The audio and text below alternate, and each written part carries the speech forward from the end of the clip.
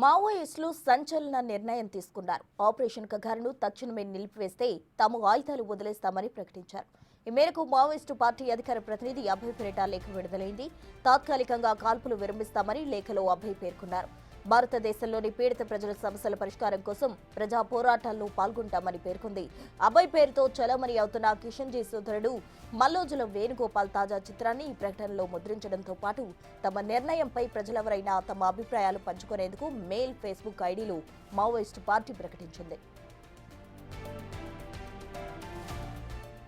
ప్రభుత్వం తమ ప్రాతిపదిన అంగీకరించిన వెంటనే ప్రజలు తమ ఆలోచనలు పంచుకునేందుకు వీలుగా ఈమెయిల్, ఫేస్బుక్ ఐడీలు అందుబాటులోకి తెస్తామని తెలిపింది. ఆగస్టు 15వ తేదీతో ఉన్న ఈ ప్రకటన నెల రోజుల తర్వాత మంగళవారం రాత్రి వెలుగులోకి వచ్చింది.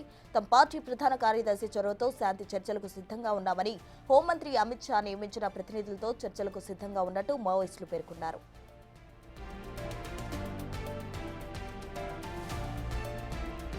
కేంద్రం చేపట్టిన ఆపరేషన్ కగార్తో మావోయిస్టు పార్టీకి కోలుకోని దెబ్బ తగిలింది. వరుస ఎన్కౌంటర్స్ తో మావోయిస్టు దళపతి నంబాల కేశవరావు అలియాస్ బసవరాజ్తో సహా పలువురు అగ్రనేతలు చలపతి సుధాకర్, గాజర్ల రవి, మనోజ్ చనిపోయారు. కేంద్ర బలగాలు, డీఆర్జీ, ఎస్టీఎఫ్ దళాలు కర్రెగుట్టలు, నేషనల్ పార్క్, అబూజ్ మడ్లపై పట్టు సాధించాయి. దీంతో భారీ ఎత్తున మావోయిస్టులు ఇటీవల కాలంలో పోలీసులకు లొంగిపోయారు. పలువురు అగ్రనేతలు సైతం లొంగిపోయేందుకు సిద్ధంగా ఉన్నట్టు, ఇందుకోసం పలువురు నేతలను సంప్రదిస్తున్నట్టు వార్తలు వినిపించాయి. 2026 మార్చి 31 నాటికి మావోయిస్టు రహిత దేశంగా మారుస్తామని కేంద్ర హోంమంత్రి అమిత్ షా ఇప్పటికే అనేక మార్లు ప్రకటించిన సంగతి తెలిసిందే. ఈ తరుణంలో మావోయిస్టుల తాజా నిర్ణయం చర్చనీయాంశంగా మారింది.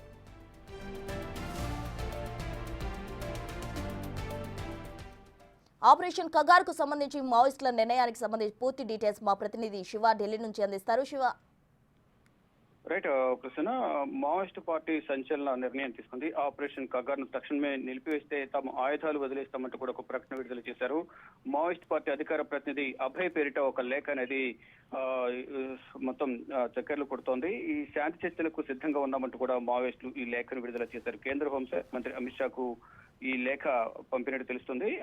ఒక నెల రోజుల పాటు ఈ ఆపరేషన్ కగార్ను నిలిపివేయాలి అనేది కూడా ప్రధానంగా వారు రిక్వెస్ట్ చేస్తూ ఒక లెటర్ ను మావోయిస్టు అగ్రనేత, అధికార పార్టీ నేత ప్రతినిధి అభయ్ పేరిట ఒక లేఖనైతే విడుదల చేశారు.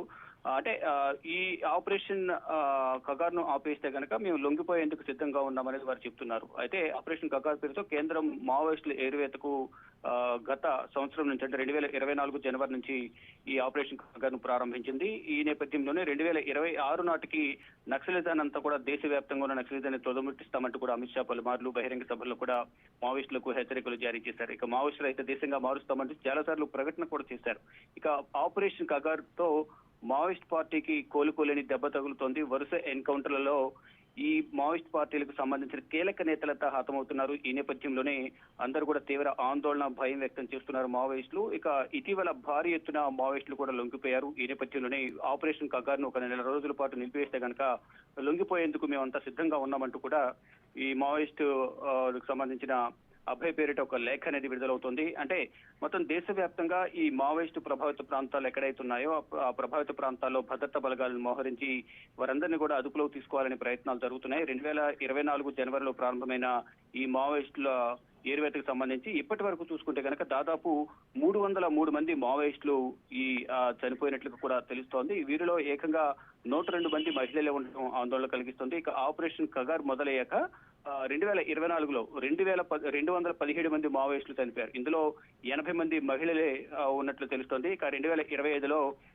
దాదాపు 86 మందికి పైగా కూడా చనిపోయారు. ఇందులో 22 మంది మహిళలు ఉన్నారు. ఇక మావోయిస్టులు ఏరువేత కూడా సంబంధించి ఎక్కడికక్కడ వారందరినీ కూడా ఏరువేస్తున్న నేపథ్యంలో చాలా వరకు మావోయిస్టులు కూడా లొంగిపోవడం అంటే జరిగింది. దానిలో భాగంగానే మిగిలిన ఇంకెవరైతే మావోయిస్టులు ఉన్నారో వారందరినీ కూడా లొంగిపోవాలి అనేది కూడా ప్రధానంగా కేంద్ర ప్రభుత్వం వారికి హెచ్చరికలు జారీ చేస్తుంది. దానిలో భాగంగానే ఇప్పటికే అనేక మంది ఈ భద్రతా బలగాల ఎన్కౌంటర్లలో ఇటు మావోయిస్టులకు సంబంధించిన చాలా మంది కీలక నేతలందరూ కూడా చనిపోయారు. ఈ నేపథ్యంలో మిగిలిన వారందరూ కూడా లొంగిపోయి జనజన స్రవంతిలో కలవాలని కూడా వారు భావిస్తున్నారు.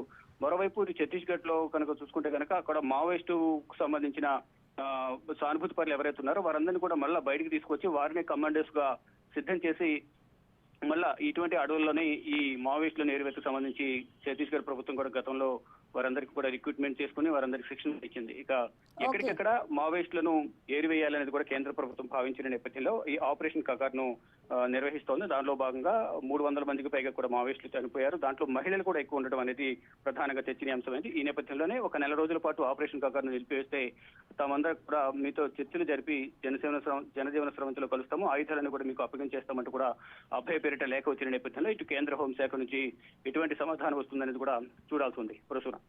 Right Shiva, thank you. మొత్తంగా ఆపరేషన్ కగార్తో మావోయిస్టులకు కోలుకొని దెబ్బ తగిలింది అని చెప్పుకోవచ్చు. అయితే తాజాగా దానికి సంబంధించి అభయ్ అనే పేరుతో ఒక లేఖ విడుదల చేసింది. వారంతా కూడా ఆపరేషన్ కగార్ కొద్ది నెలల పాటు కనుక నిలిపివేసినట్లయితే వారంతా కూడా జనజీవన స్రవంతిలో కలిసే అవకాశం ఉందంటూ కూడా లేఖ